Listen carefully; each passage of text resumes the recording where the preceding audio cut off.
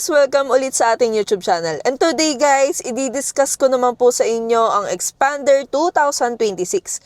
Kung ano nga ba ang mga new features at magkano ang kanyang SRP ngayon.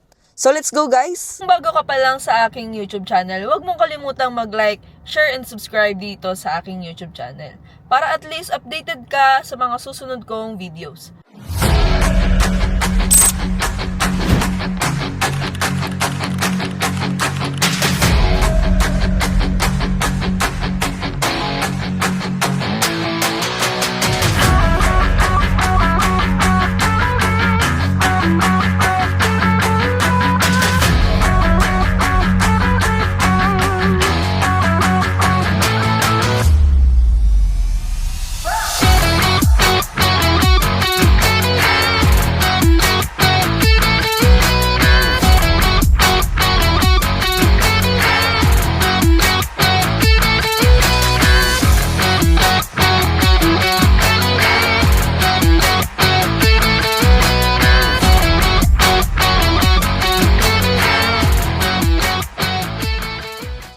So ito ang exterior front fascia ni Xpander GLS 2026. Meron siyang chrome accent and black metallic finish dynamic shield design, gives sleek, robust, and fresh design.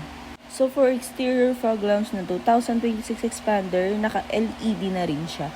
Of course, for new features, meron na rin tayong 360-degree camera.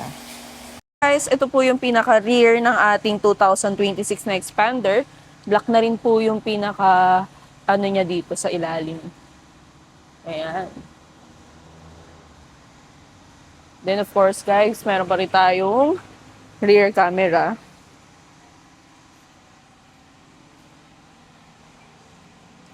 And bago na rin ang kanyang gulong.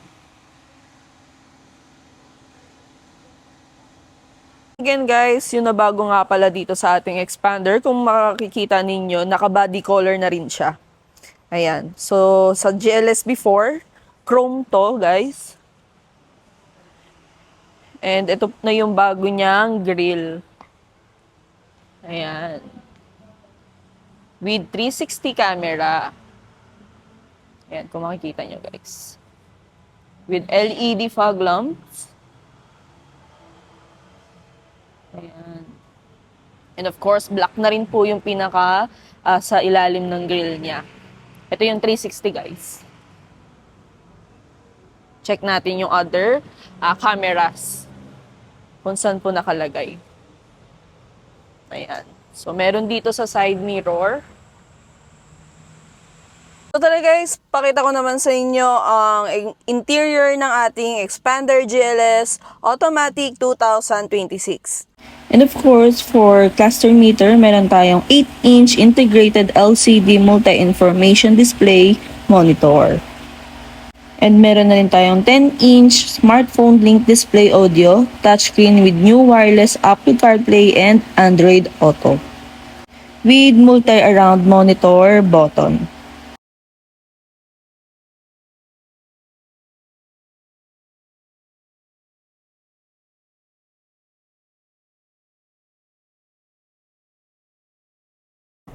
And of course, meron na rin tayong 360 camera for Xpander GLS 2026.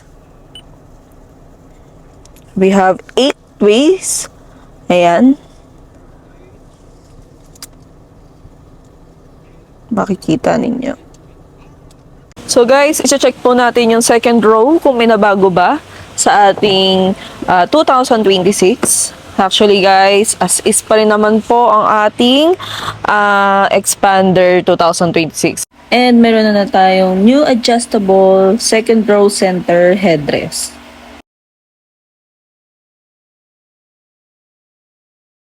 First, sobrang generous ng ating Mitsubishi. Meron po tayo ditong charging port.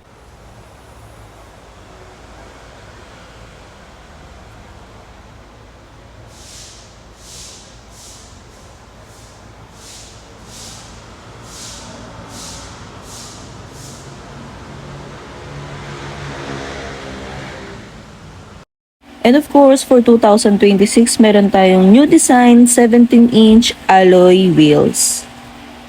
So yun po yung mga bagong features natin kay Xpander 2026. Again guys, kung gusto nyo pong mag-apply through online, available po ang aking contact number, social media, yung contact number ko guys, Viber and WhatsApp, ready na po yan. So see you guys here in Mitsubishi, Jose Abad Santos, Manila. Thank you guys for watching this video. Again guys, sana marami po kayo natutunan at nakita nyo kung ano po yung mga new features ngayong Xpander 2026. And again guys, ang ating SRP at down payment and monthly nito, nandyan sa screen natin. So, nandyan din po ang aking contact number, social media account, para at least kung gusto nyo pong mag-apply through online, pwede nyo po akong kontakin. So, see you guys!